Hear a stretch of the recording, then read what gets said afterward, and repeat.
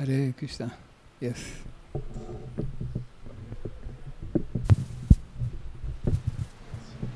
Introduce you in short. Keep it very short. Hare Krishna. We are very happy to have among us His Holiness Bhakti Raghav Swami Maharaj. So Maharaj came to Krishna consciousness in Montreal, Canada in the year 1974, and Maharaj is an initiated disciple of His Divine Grace A.C. Bhaktivedanta Srila Prabhupada and one of the initiating spiritual masters of our society. Maharaj has been serving with great dedication for many decades. During his early days in Mayapur development, he lost one leg due to an attack with bomb in Mayapur.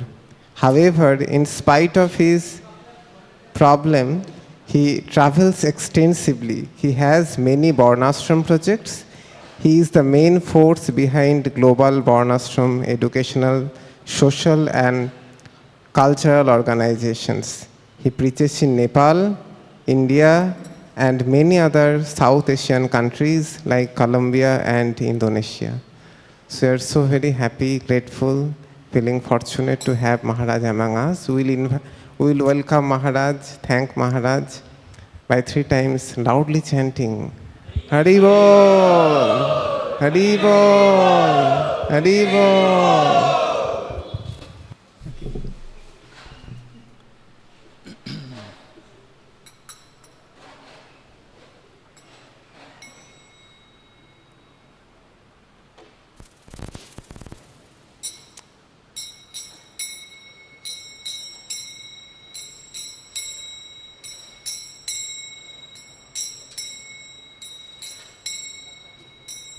Hare Krishna.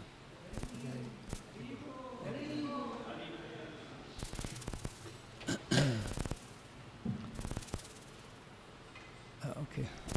Yeah. At least one devotee can be playing kartal close by here. Yeah. Okay. Yes.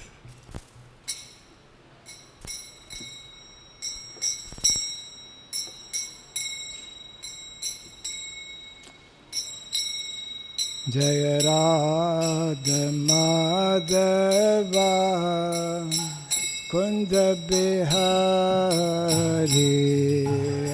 Radha Madhava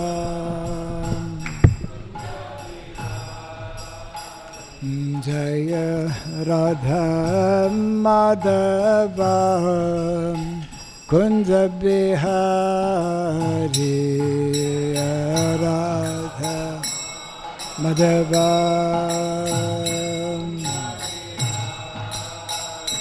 Jaya Gopijana Vallabha Girivaradhari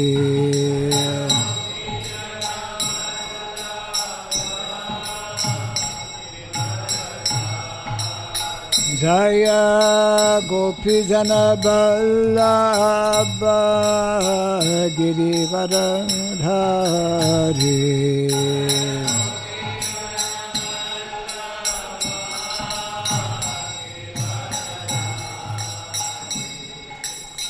Yashodanandana Vrajadanarandana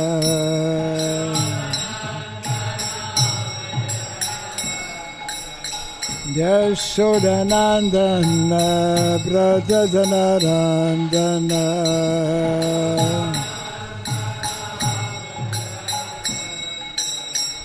Jamuna Tira Vanam Chari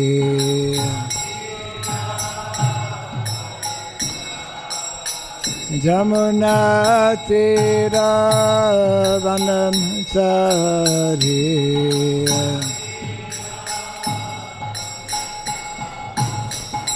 Jaya Radha Madhava Kunda Bihari Radha Madhava Jaya Radha Madhava Kunda Bihari Radha Madhava Jaya Gopi Janaballabha Girivardhan Hari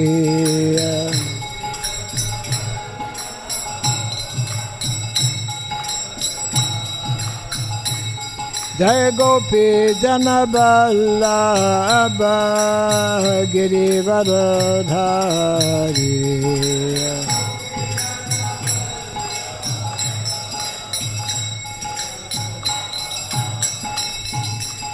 Yashodanandana Brajajanarandana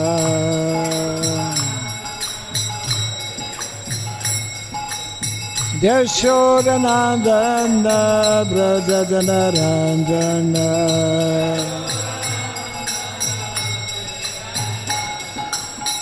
Jamuna Tira Vanam Chari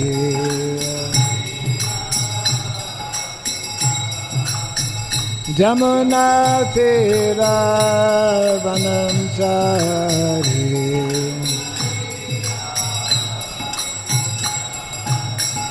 Jaya Radha Madhava Kunda Bihari Radha Madhava Jaya Radha Madhava Kunda Bihari Radha Madhava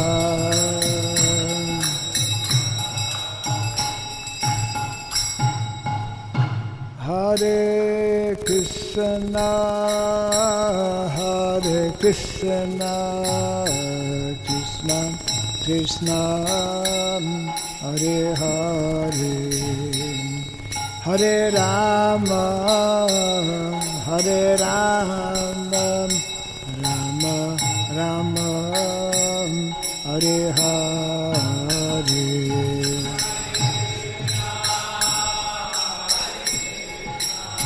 Hare Krishna Krishna Hare Hare Hare Rama Hare Rama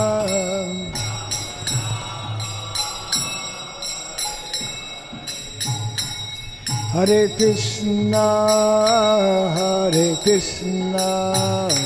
Krishna Krishna Hare Hare Hare Rama, Hare Rama, Rama Rama, Hare Hare.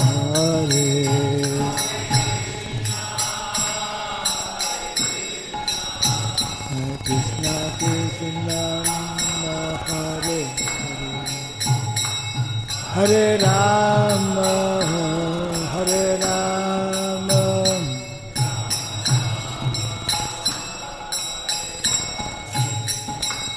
Hare Krishna, Krishna Krishna, Hare Hare, Hare Rama, Rama Rama, Hare Hare.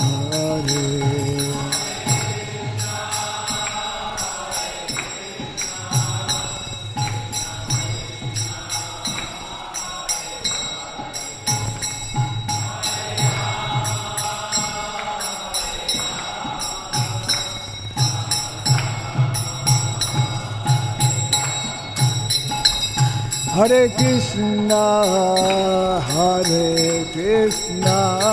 Krishna Krishna, Hare Hare, Hare Rama, Rama Rama, Hare Hare, Hare Krishna,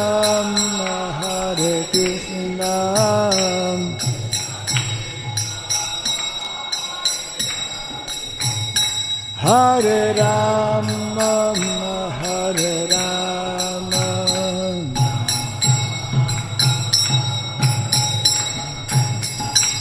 Hare Krishna, Hare Krishna, Krishna Krishna, Hare Hare, Hare Rama, Hare Rama, Rama Rama, Hare Hare, Hare Hare Bolo. Hare Hare, Hare Rama, Hare Rama,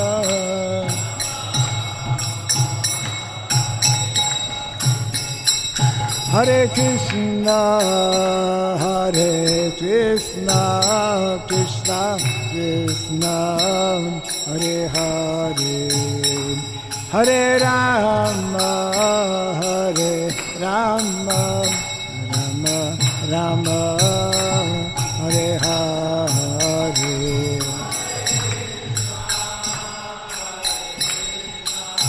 Hare Krishna Krishna, Hare Hare, Hare Rama, Hare Rama,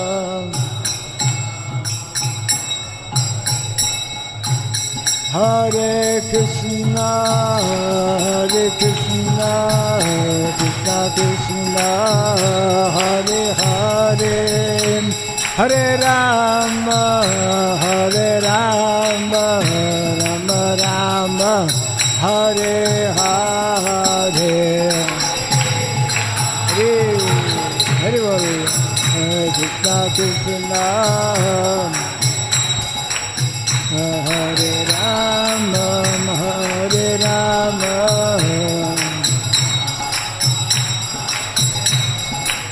Hare Krishna, Hare Krishna, Krishna Krishna, Hare Hare, Hare Rama, Hare Rama, Rama Rama, Hare Hare,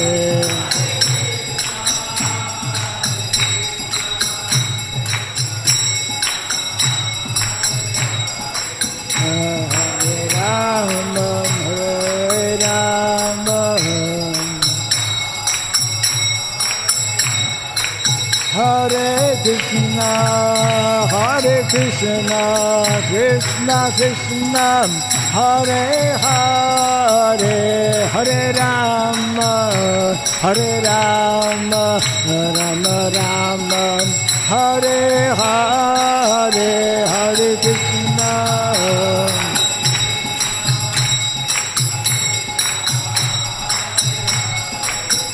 Hare Rama, Hare Rama, Jaya Radha, Madhava Radha, Madhava Radhe,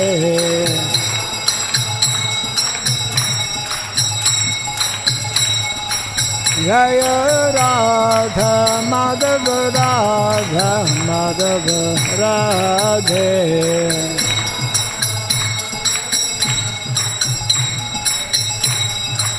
Jaya Radha, Govinda Radha, Govinda Radhe,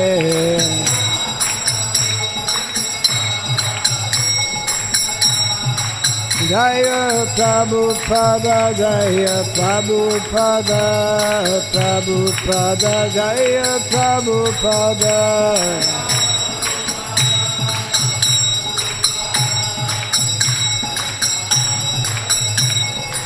Prabhupada, Prabhupada, Prabhupada, Prabhupada,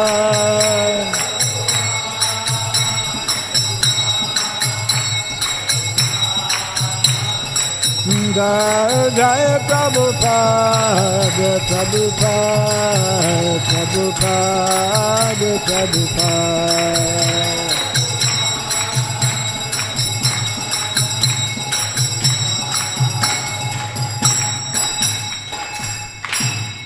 Gaura Pimanande. Jayam Vishupada Paramahamsa Parivrajagacharya Stotra Satta Sri Srimad His Divine Grace Srila Bhai Charan Aravinda Bhakti Vedanta Swami Sri Prabhupada Ki Ananta Koti Vaishnava Vrinda Ki ISKCON BBT Founder Acharya's Divine Grace Srila Prabhupada Ki Namacharya Srila Haridas Thakur Ki Samaveta Bhakti Vrinda Ki Harinam Sankirtan Ki Grantaraj Srimad Bhagavatam Ki Jai Nitai Gaura Pimanande. All glories to the assembled devotees, all glories to the assembled devotees, all glories to the assembled devotees, all glories to Sri Guru and to Sri Gauranga, all glories to Srila Prabhupada Ki.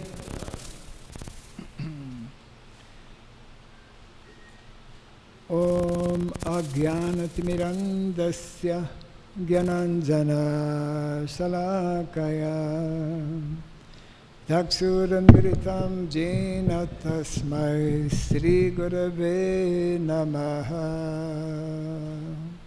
Sri Chaitanya Manobhistam Stapitam Jena Bhutale Swayam Rupa Kadamahyam Dadati Swapadantikam Bandeham Sri Guru Sri Juta Padakamalam Sri Gurun Vaishnavamscha Sri Rupam Sagrajatam Sahagana Raghunatan Vitam Tvam Sajivam Sadvaitam Sabhadutam Parijana Sahitam Krishna Chaitanya Devam Sri Radha Krishna Padan Sahagana Lalita Sri Visakanvitamscha Hare Krishna Karuna Sindho Dinabandho Jagatpate Gopesha Gopika Kanta Radha Kanta Namostute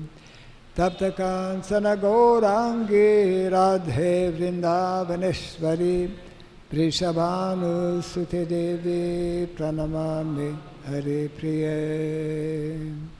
Vansakalpa Tarubhyascha Kripa Sindhubhya Evacha Patitanam Pavanebhyo Vaishnavebhyo Namo Namaha Narayanam Namaskritya Dharam Cheva Narotamam Devim Sarasatim Vyasam Tato Jayamudirayat. Before reciting this Srimad Bhagavatam, which is our very means of conquest, let us first offer our respectful obeisances unto Narayana, the Supreme Personality of Godhead, unto Nara Narayan Rishi, the supremmost human being, unto Mother Saraswati, the goddess of learning, and unto Srila Vyasadeva, the author. Nasta prayesha badreshu nityam bhagavata sevaya bhagavati utamashloke bhaktir bhavati naistiki. By regularly hearing the Srimad Bhagavatam and by rendering service unto the pure devotee, all that is troublesome within our heart becomes destroyed practically to nil, and loving devotional service unto the Supreme Lord, who is praised with transcendental songs, becomes established as an irrevocable fact. Idam Bhagavatam Nama Puranam Brahmasamitam Uttama Shloka Charitam Chakara Bhagavan Rishi Nishreyasaya Lokasya Dhanyam Swasyayanam Mahat This Srimad Bhagavatam, known as the Grantaraj, the king of all Vedic literatures, is the literary incarnation of God. It is compiled by the incarnation of God as Srila Vyasadeva. It is meant for the ultimate good of all people. It is all successful, all blissful, and all perfect. Sri Krishna Chaitanya Prabhu Nityananda Sri Advaita Gadadhara Siva Saji Gaura Bhakta Vrinda Hare Krishna Krishna Krishna Hare Hare Hare Rama Rama Rama Hare Hare Om Namo Bhagavate Vasudevaya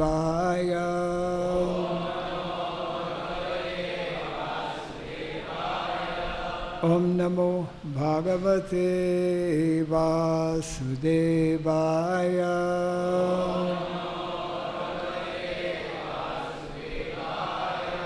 Om Namo Bhagavate Vasudevaya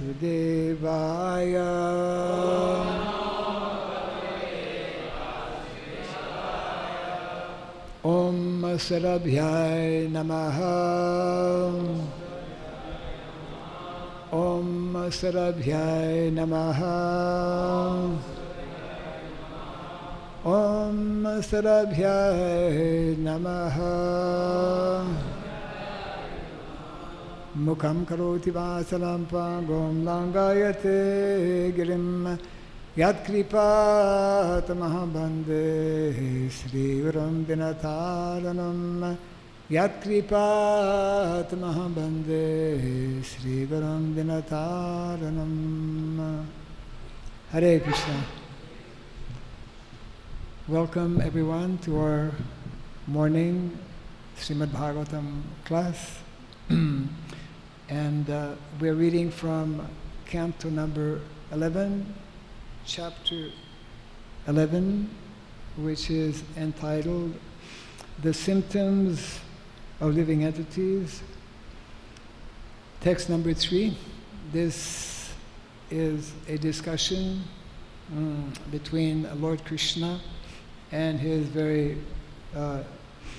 close associate, Uddhava. So I believe it's on the board. Vidya vidye mama tanu vidhi uddhava saririnam moksha bandha kari adye mayaya me vinirmite vidya vidye mama tanu vidyuddhava saririnam mokshabandha hari adye mayaya me vinirmite vidya vidye mama tanu vidyuddhava saririnam mokshabandha kari adye mayaya me vinirmite vidya vidye mama tanu vidyuddhava saririnam mokshabandha kari adye mayaya me vinirmite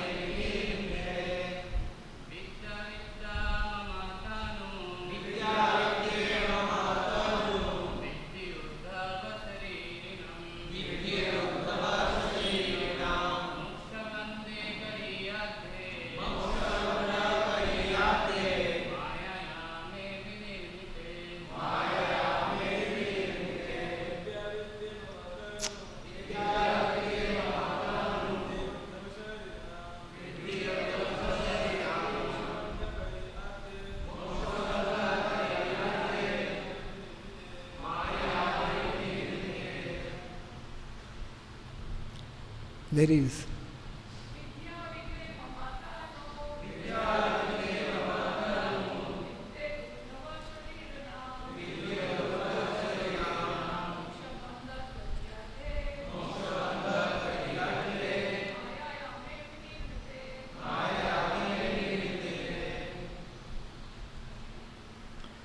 Vidya, knowledge, avidya, and ignorance, mama, my, tanu, manifested energies, vidhi, please understand, Uddhava, O Uddhava, Saririnam, of the embodied living entities,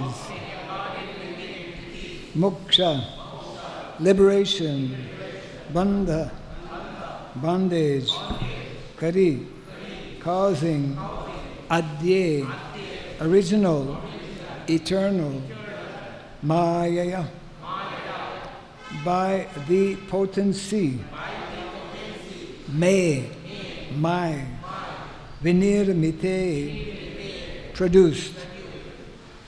Translation and purport by the followers of His Divine Grace, A.C. Bhaktivedanta Swami, Srila Prabhupada Ki. Translation. O Uddhava, both knowledge and ignorance, being products of Maya, are expansions of my potency. Both knowledge and ignorance are beginningless and perpetually award liberation and bondage to embodied living beings. Kindly repeat after me. O Uddhava, both knowledge and ignorance, being products of Maya, are expansions of my potency. Both knowledge and ignorance are beginningless and perpetually award liberation and bondage to embodied living beings. Jai Sri Radha Govinda Ki Jai. Purport. By the expansion of vidya. This is a purport. You have to now do sravanam. Hearing, yeah. By the expansion of vidya or knowledge, a conditioned soul is liberated from the clutches of Maya. And similarly, by the expansion of avidya or ignorance, the conditioned soul is driven further into illusion and bondage. Both knowledge and ignorance are products of the mighty potency of the personality of Godhead. The living being is bound by illusion when he considers himself the proprietor of the subtle and gross material bodies. According to Srila Jiva Goswami, the living entity may be designated as Jiva Maya, whereas matter is called Gunamaya. The living entity places his living potency, Jiva Maya, in the grip of the mundane qualitative potency, Gunamaya, and falsely dreams that he is part and parcel of the material world. Such an artificial mixture is called illusion or ignorance.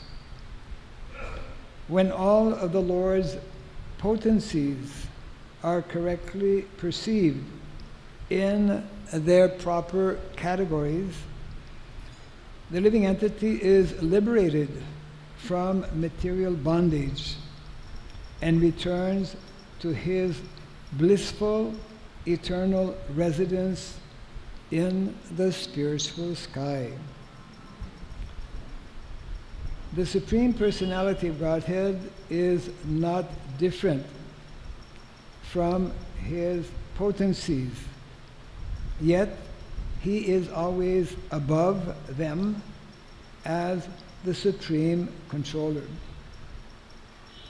The Supreme Personality of Godhead may be designated as mukta, or liberated, only to indicate that he is eternally free from material contamination, and never to indicate that the Lord has been freed from actual entanglement in a material situation.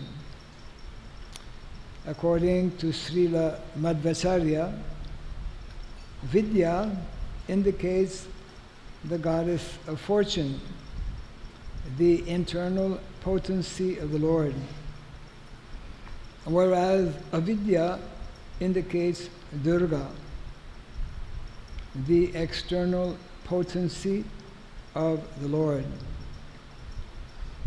Ultimately, however, the personality of Godhead can transform his potencies according to his own desire, as explained by Srila Prabhupada in his commentary on Srimad Bhagavatam 1.3.34, quotation, because the Lord is the absolute transcendence, all of his forms, names, pastimes, attributes, associates, and energies are identical with him.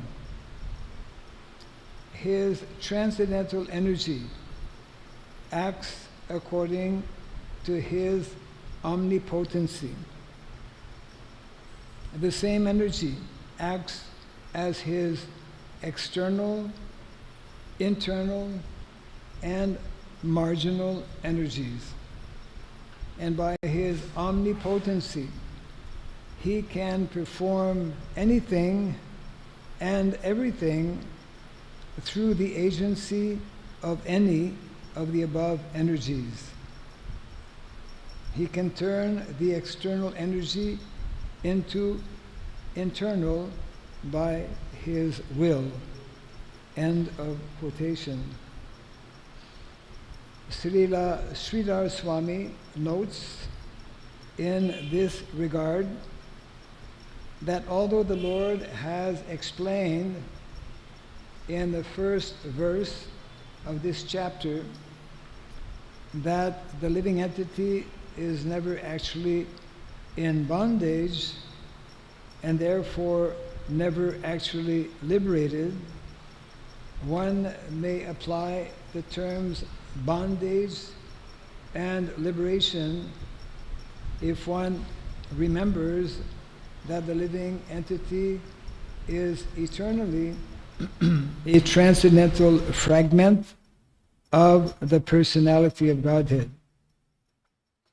Further, one should not misinterpret the words Mayaya me vinir mite to indicate that both material bondage and liberation are temporary states, being creations of the potency of the Lord. Therefore, the term adye, or primeval and eternal, is used in this verse. The vidya and avidya potencies of the Lord are stated to be creations of Maya because they carry out the functions of the Lord's potencies. The Vidya potency engages the living entities in the Lord's pastimes, whereas the Avidya potency engages the living entities in forgetting the Lord and merging into darkness. Actually, both knowledge and ignorance are eternal alternatives of the marginal potency of the Lord. And in this sense, it is not incorrect to state that the living entity is either eternally conditioned or eternally liberated. The term vinirmite, or produced, in this case indicates that the Lord expands His own energy as knowledge and ignorance, which displays the functions of the Lord's internal and external potencies. Such potential exhibitions may appear and disappear in different times, places, and circumstances. But material bondage and spiritual freedom are eternal options of the marginal potency of the Lord. End of the purport. I'll just read the translation again. O Uddhava, both knowledge and ignorance, being products of Maya, are expansions of my. Both knowledge and ignorance are beginningless and perpetually award liberation and bondage to embodied living beings.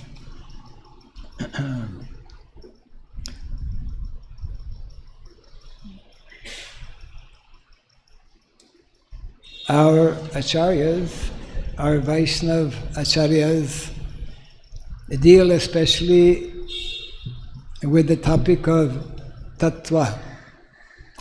In the purport, Srila Prabhupada is referring to various acharyas, in particular Srila Jiva Goswami. Srila Jiva Goswami, for those who have read some of his writings, especially the tatwa sandarbhas, very profoundly, very extensively with the subject matter of tatwa. Tatwa means what is reality, or what is the absolute truth. And in this purport, there are many philosophical aspects that are discussed. In particular, this is also elaborated by one of our recent Vaishnav acharyas. Recent means in the last few hundred years, Srila Bhakti Vinod Thakur, who has very nicely, although briefly, elaborated on the subject matter of tatwa in his small book called Dasamula Tatwa. Who has read Dasamula Tatwa? Hey, Dasamula Tatwa. You read? Yeah, okay. Congratulations.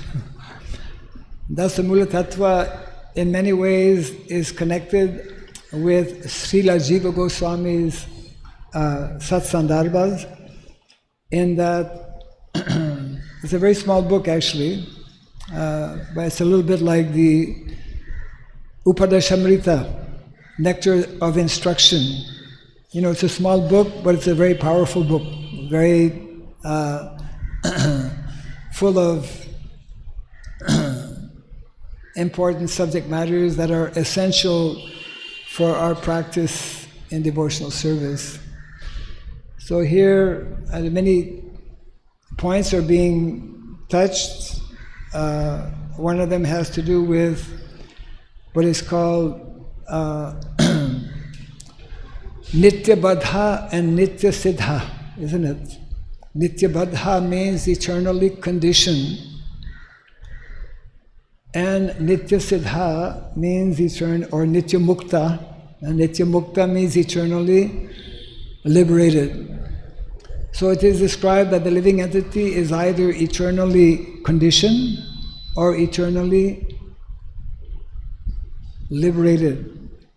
Of course, we need to understand that eternally conditioned means one remains eternally conditioned as long as he doesn't come in contact with proper knowledge. That is the meaning of Nitya Badha. There are 4 aspects or 4 tatwas that are described by Srila Bhaktivinoda Thakur in this Dasamula Tattva. The first is that the living entity is Amsha. Amsha means, like Krishna explained in the Bhagavad Gita, Mamai Vangsho Jiva Loke Jiva Bhuta Sanatana. Living entity is eternally, Amsha means eternally part and parcel. Means he can never become the whole, or he cannot never become Krishna. So the jiva is Amsha, and he's either in one of these categories, Nitya Badha or Nitya Siddha. When we are in the material world, we are in the material world because we are Nitya Badha. Means we are conditioned by these modes of material nature. Fortunately, by proper knowledge, by proper association, we can go from the position of Nitya Badha and we can become Nitya Mukta or Nitya Siddha. And that, of course, is a whole process explained by Srila Rupa Goswami in the Nectar of Devotion. So, Amsha, Nitya Badha, Nitya Mukta, and Veda Abeda. That is the 4th, we could say, tatwa of the jiva. Veda Abeda, simultaneously one in quality with Krishna and simultaneously different in quantity. We are having the same qualities of Satchitananda. Krishna is described as Ishvara Parama Krishna Satchit Ananda Vigraha Anadiradir Govinda Sarva Karana Karanam. So these are, of course, these are subject matters which can only be understood when the living entity is fortunate. Like all of us, we are all fortunate to be sitting here at 3C Albert Road, in a temple, in a very important temple also, where our founder Acharya himself was walking on these floors, was living in the room that is preserved for him. So through proper association, we can get proper knowledge and we can actually go from our position. Nitya Badha means actually position of ignorance. Position of ignorance means we cannot be happy. So I would like to speak on the subject matter of Dharma, because Dharma, we are followers of Sanatan Dharma. Sanatan means, of course, eternal. So Krishna creates, Krishna himself, dharmam tu sakshat bhagavat pranitam. The principles of dharma are meant to be what every living entity who has that rare and unique opportunity of a human body to begin understanding about Dharma. We cannot even begin to understand about Dharma unless we come to this human form of life. Now, Dharma is spoken about, of course, in the Bhagavad Gita and Srimad Bhagavatam. And as nicely explained by one of our foremost authorities, we have many actually, but who is one special of our very exalted personalities? All of you know him, who specializes on two different levels of Dharma. Dharma, unless we have a clear understanding of these two levels of Dharma, which in general in modern day society today is lacking, but unless we have this understanding of these two levels of Dharma, we will not so easily become liberated actually from the gunas, or the modes of material nature. So I'm asking this simple question: who is that great authority? Actually, we have many authorities. We have like the 12 Mahajans, and even besides the 12 Mahajans, we have all of our Vaishnavacharyas also. But amongst all of them, there's one personality who stands out. I'm just curious to know if any of you know. He stands out. Why? Because he is expert in these two levels of Dharma that I would like to briefly introduce and explain. Yeah. So of course, if you are not able to think about these two levels of Dharma, you will have a hard time finding out who that personality is.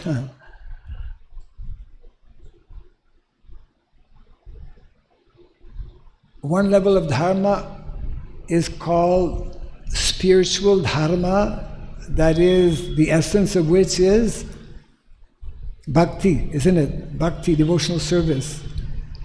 Who is the foremost authority? Foremost authority in our Guru Parampara? Narada Muni.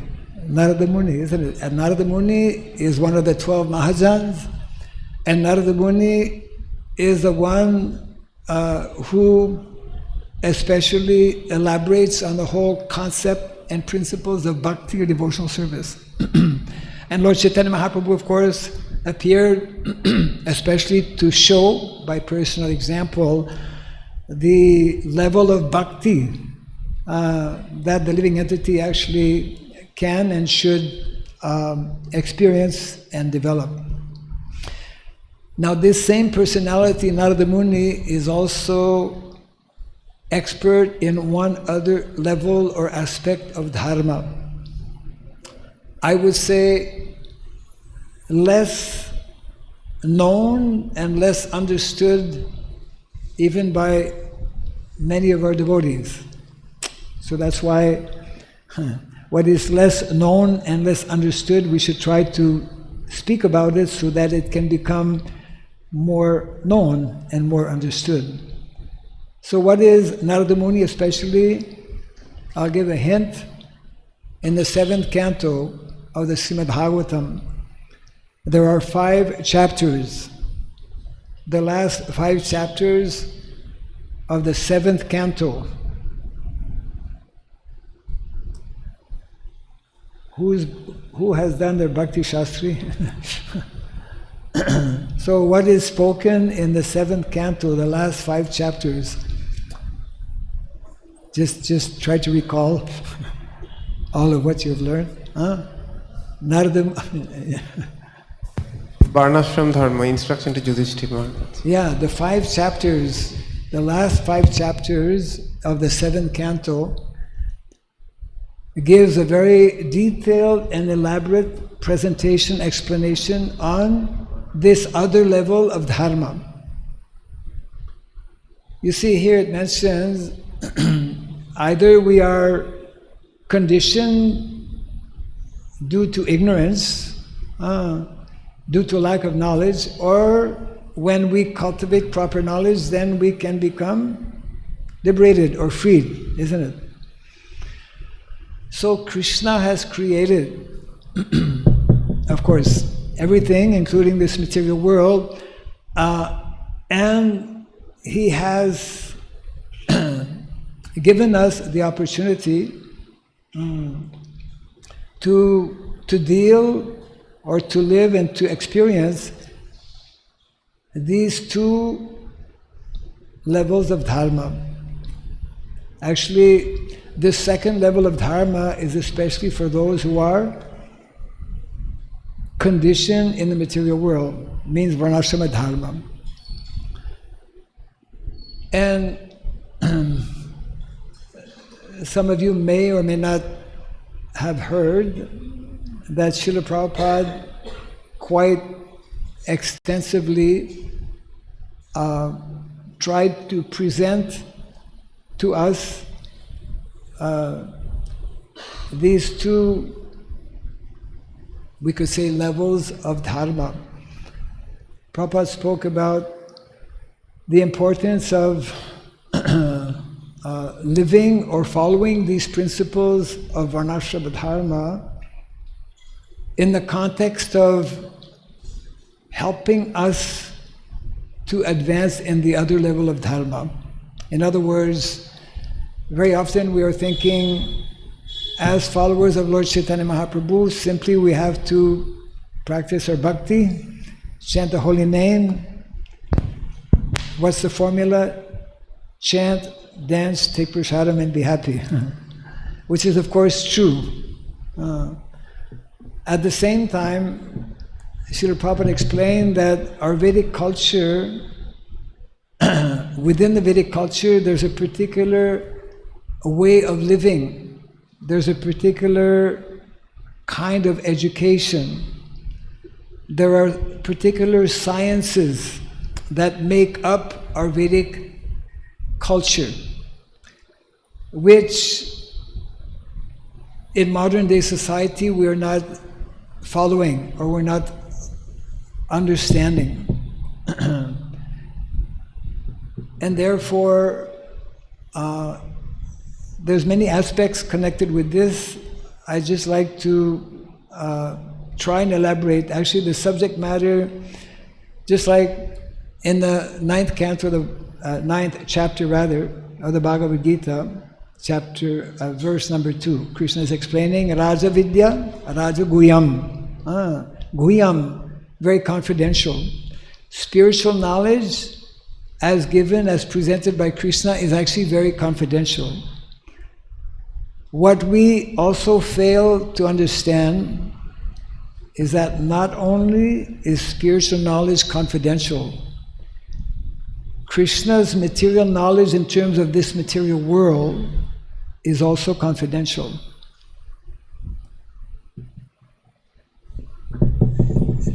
Try to understand. It is not only spiritual subject matters that are very profound in nature and that are not so easily understood. Krishna's material energy, how this material world is functioning, and how Krishna expects, how Krishna planned, how Krishna conceived this world to facilitate our advancement in Krishna consciousness. I'll just share one simple actually statement made by Srila Prabhupada in one purport that's in the first canto. In the first canto, 9th chapter, again, those who have done their Bhakti Shastri will recall, that is the chapter dealing about grandfather Bhishma Dev's leaving, right? Very important chapter. So this is the scene. This is after the battle of Kurukshetra.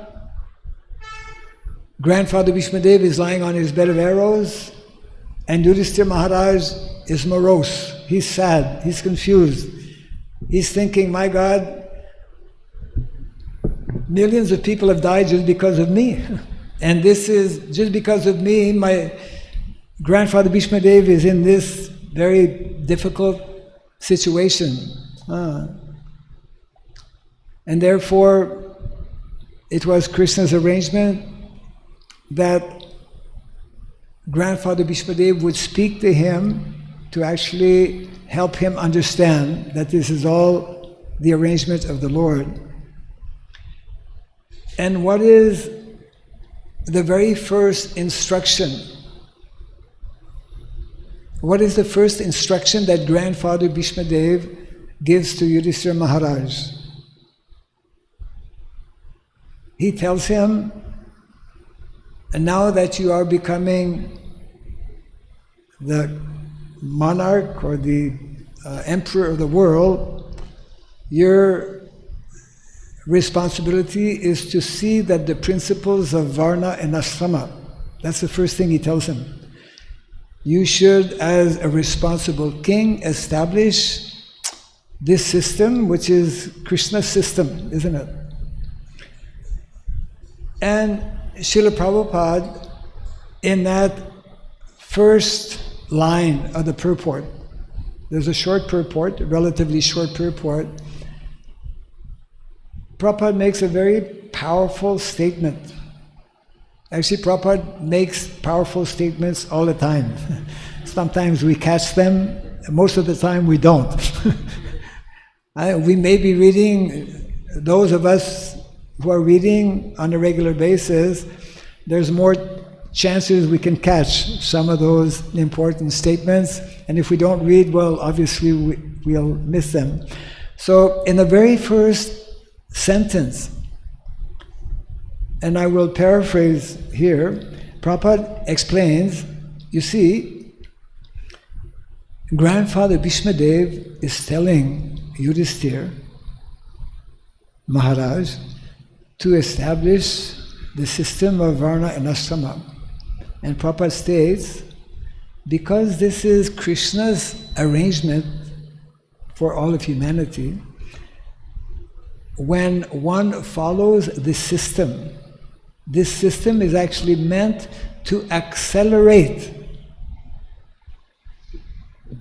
I noticed this word, Prabhupada uses the word to accelerate the development of our spiritual qualities.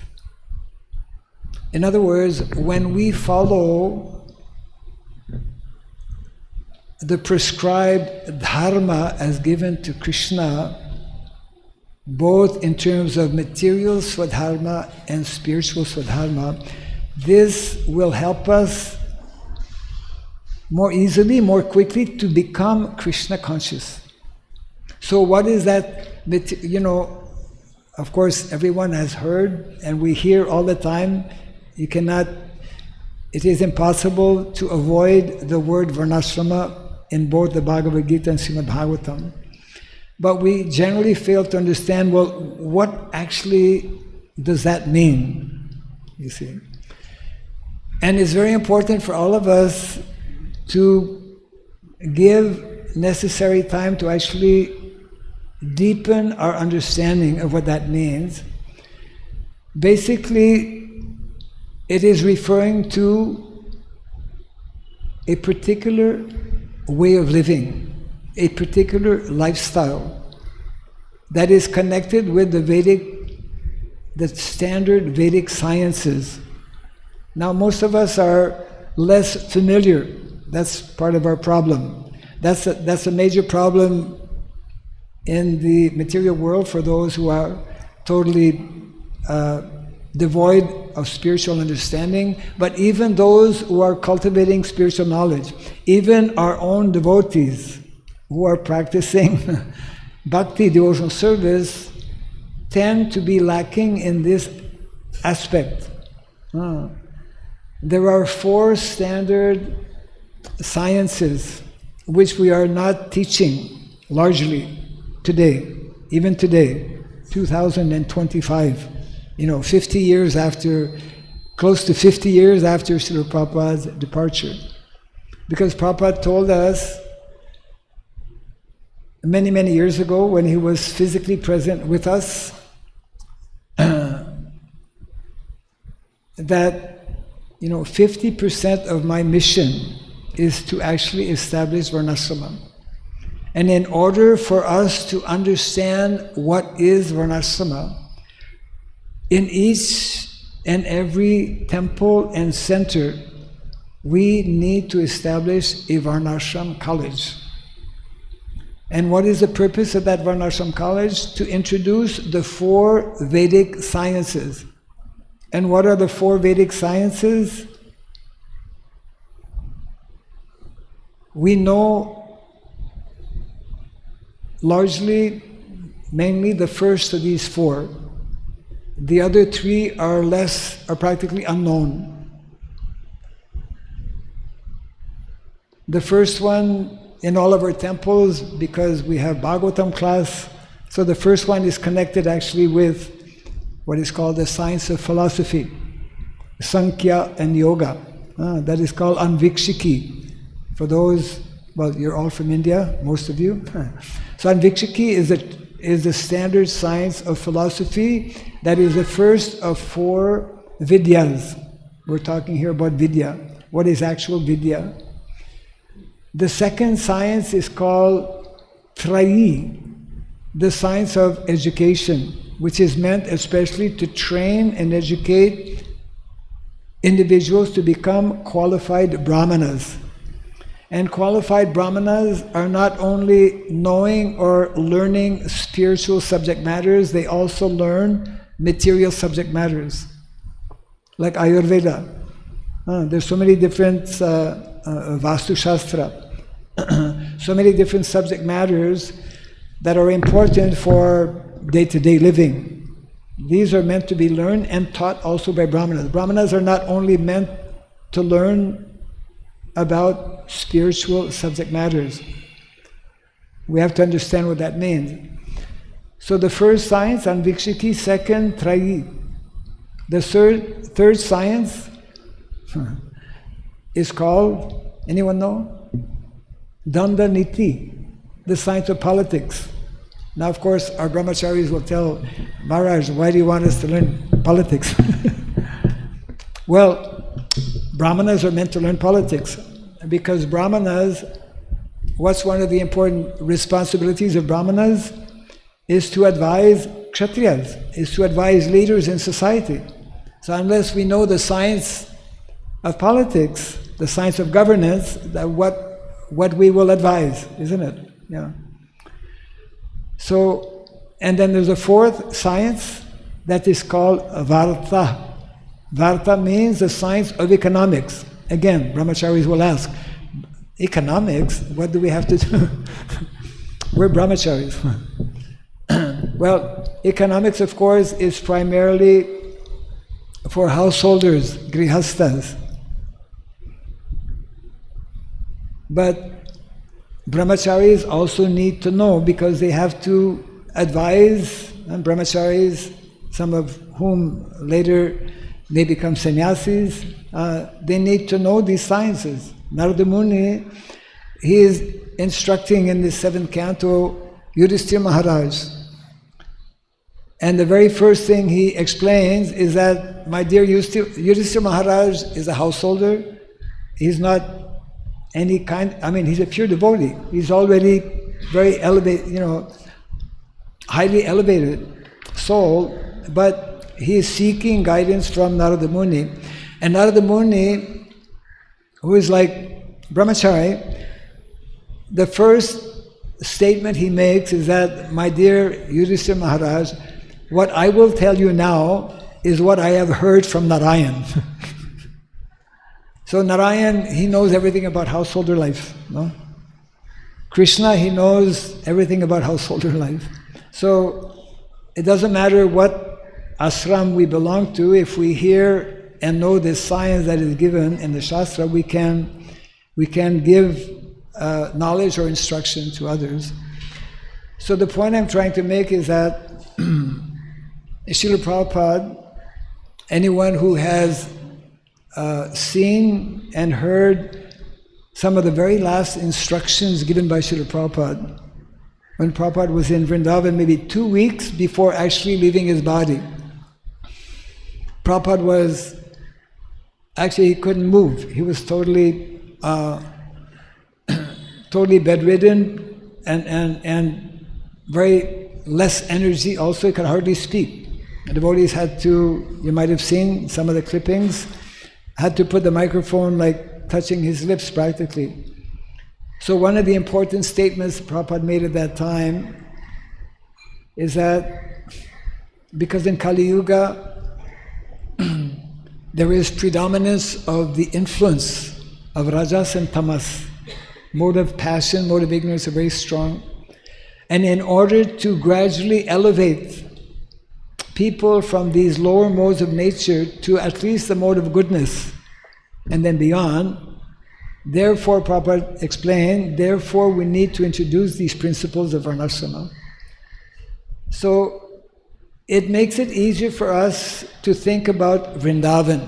That's why in the last 3 months, I'm just winding up a 3-month tour speaking on the theme, Make Vrindavan Villages. We are here in Bengal, we're here in India, we're still, majority of people, although it is reducing every day, still the majority of people are living in villages. It is our foremost duty and responsibility as Vaishnavas, as devotees who are meant to have knowledge, to cultivate this knowledge, to know that the more we abandon our villages, that means the more we are abandoning our culture. Because actually, these sciences, these Vedic sciences, we find them especially in villages. 2 small examples of the 4 sciences, right? 2 of them are obvious, very obvious in village. One is the science of economics. We are making a great mistake. We are allowing this mistake actually to continue, and we tend, especially those who are householders, we tend to fall in that trap or that mistake, which is, we could say, a global mistake, because we have, every country is promoting economic development without understanding what is economic development. We have that responsibility as devotees to know, to clearly understand what is economic development. So what is the prescribed economic development? What is meant to be the most scientific, what actually is the most scientific and the most sustainable economic development? It is Krishi Goraksha, isn't it? Krishi, agriculture, and cow protection. Our modern society has and continues to be more and more deviated from this basic principle of what is meant to be sustainable economy. And this is part of Dharma. This is part of our duty. This is part of our responsibility as devotees to understand that the more we allow people, general people, and the more we, especially those who are householders, the more we allow ourselves to be separated or distant or cut off from what is meant to be the more natural way of making money or meeting our material necessities of life. Bhagavatam is telling, Sarva Kama Dugamahi. Sarva Kama, all of our material needs and necessities come from Mahi. Mahi means the land. We are abandoning the land. We are abandoning villages. We are abandoning cows. That means that actually we are not able to properly serve our deities. That means we're not able to properly serve our families. That means we're not able to properly serve our devotees. They still follow the system here in Kolkata. Breakfast is before the Bhagavatam class? After. Huh? After, right? At one time it used to be. Anyways, so after the class, it'll be time for prasadam. Normally it's like that. But the point I'm making is that most of us, every day we are taking, even as devotees, of course, especially as devotees, we're taking prasadam. But have you ever given time to think, where does this food come from? Who has grown this food? How is our food grown all over the world today? Whatever milk we may be offering, if we offer milk, where does that milk come from? Who is looking after these cows? We are serving the Supreme Personality of Godhead, who is described as Pavitram Idam Uttamam. He's the purest of all living entities. Yet, we are offering things which are second class, third class, fourth class. When we offer garlands, I don't know about these garlands, but I know in the West, most of the garlands are actually highly, full of chemicals. They're not grown by devotees, and they are grown with all kinds of pesticides, etc. All of our food actually is contaminated. Because see, in the Vedic culture, the standard is that we have land. The standard is that we grow food. The standard is that we have cows. The standard is that we offer what is pure, original, with love and devotion to the Lord. Then the Lord becomes satisfied. This is a whole area which Prabhupada tried and of course began to introduce, but as I mentioned a little earlier, mentioned that it still remained 50% of his mission. In the last few years, a group of devotees, we've been developing a project in Mayapur, close to Mayapur. Now Mayapur means there's Mayapur and greater Mayapur. Mayapur is expanding all the time.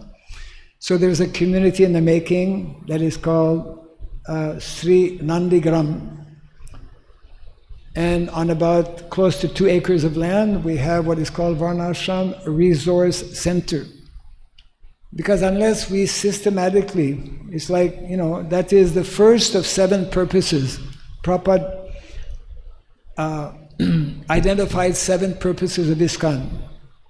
And the first one is in reference to systematically teaching Krishna consciousness. I'm paraphrasing. So systematically, Prabhupada, he wanted us to formulate a curriculum for training individuals to become brahmanas.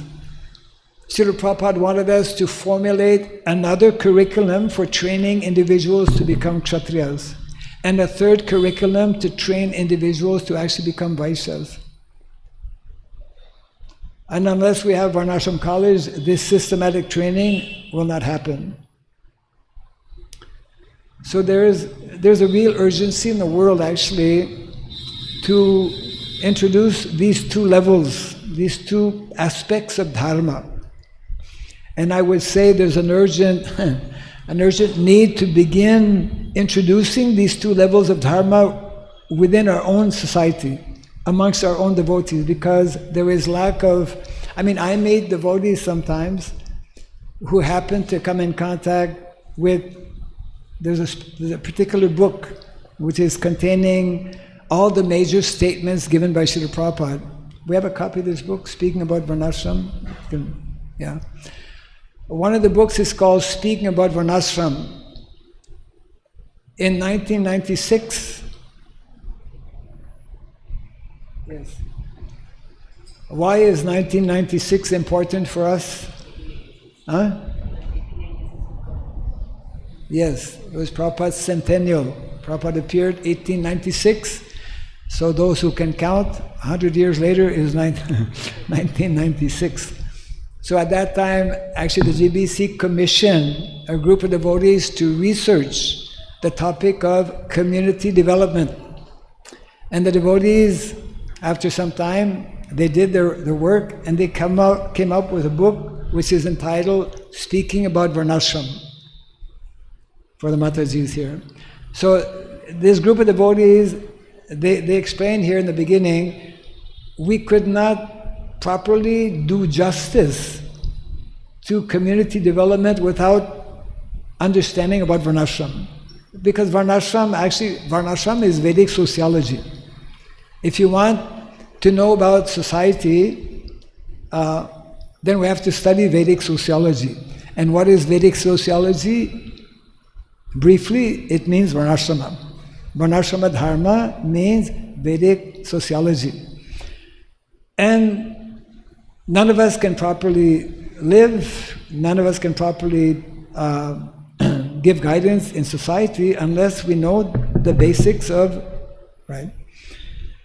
So this book is meant to be a study guide. Devotees should actually be studying this book at least once a week. We have different groups of devotees in different countries who are actually either online or directly, physically meeting to read, let's say, for half an hour or 45 minutes. Unless we hear these instructions given by Srila Prabhupada, Varnashrama will just be like in the clouds. We won't understand it. I'm making the point, I'm not making the point, Prabhupada is making the point that unless we have some basic understanding of these principles and these concepts that make up Vedic culture means Varnashram as the foundation. Varnashram is not the end, but it is a means to the end. So much so that in one conversation where one devotee was telling, but Prabhupada, we are devotees. We're following Lord Chaitanya Mahaprabhu. We are Vaishnavas. What did Prabhupada answer?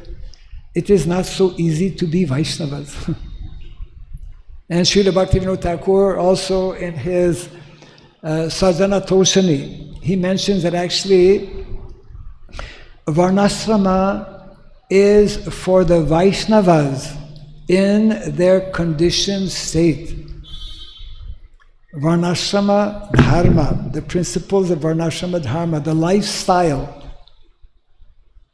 is for Vaishnavas in their conditioned state. And even those who are beyond, even those who are liberated, they will respect and honor and follow Varnashrama because it's created by Krishna.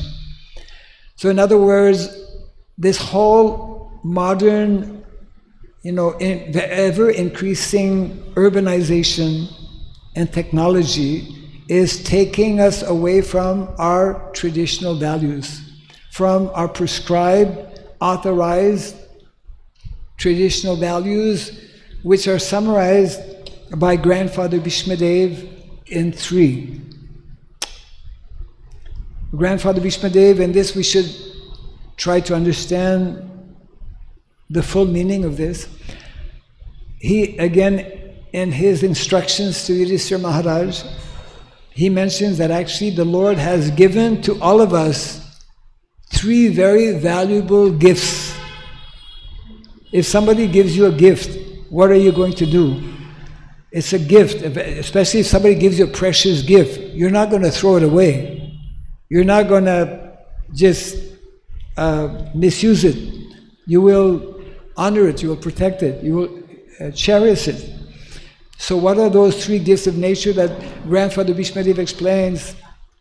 Without these 3 components of any community or society, that community, that society, that nation, those people will not develop properly, will not be prosperous, will not be healthy, and will not be happy.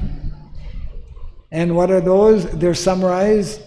The first gift of nature, which we are disconnected with, largely, even as devotees, the first gift of nature is Mother Cow. It is unthinkable in the Vedic culture to develop or to live. Just think about Vrindavan.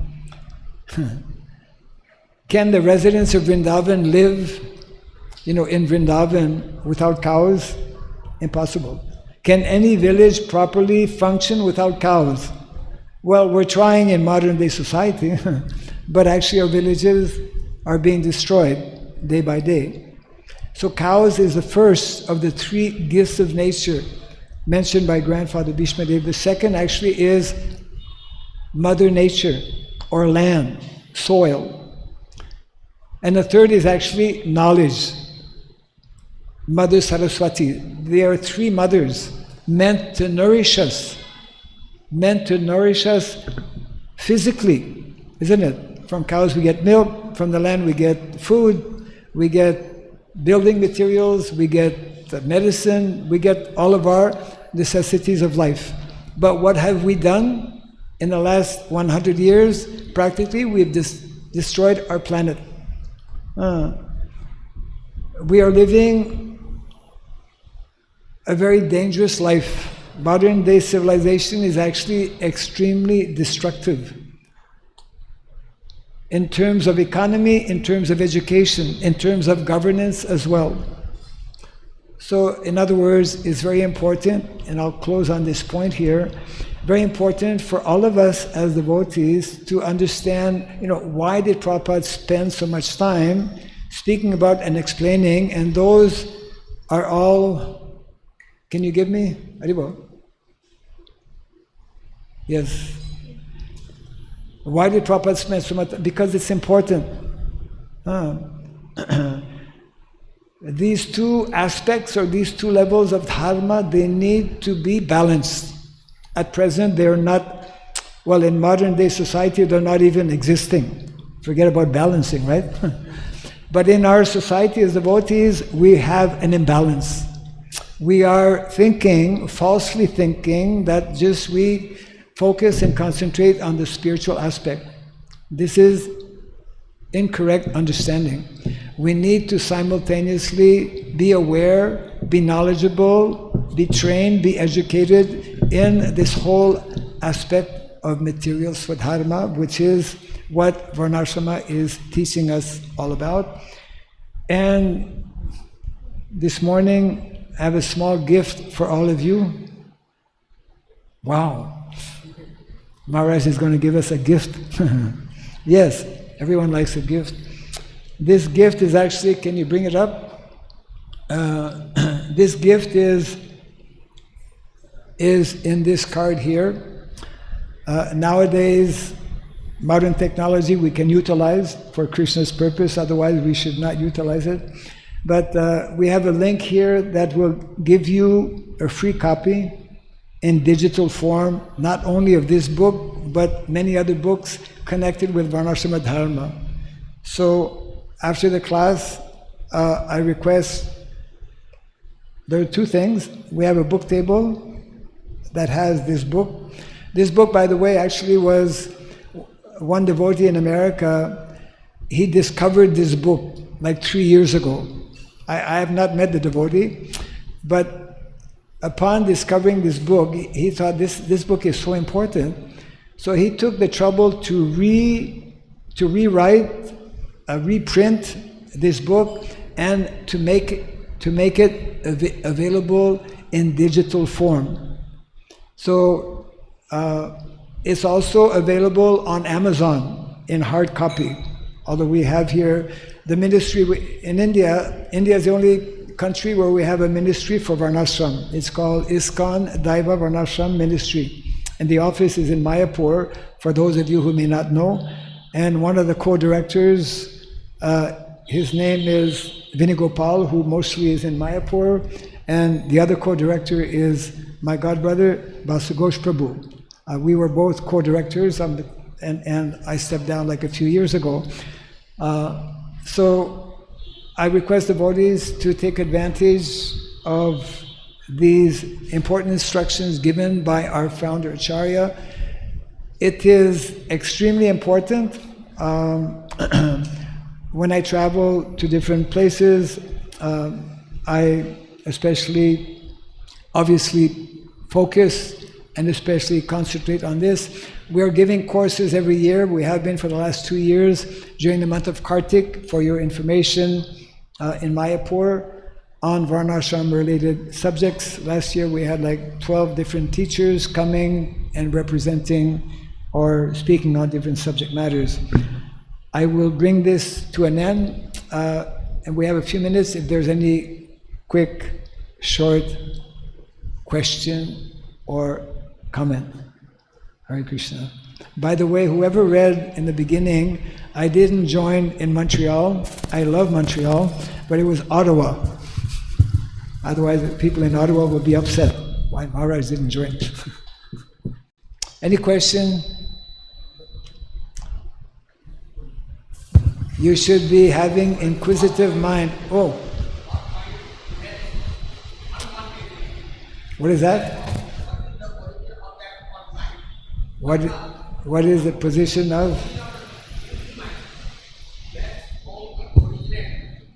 I can't hear. Is somebody here?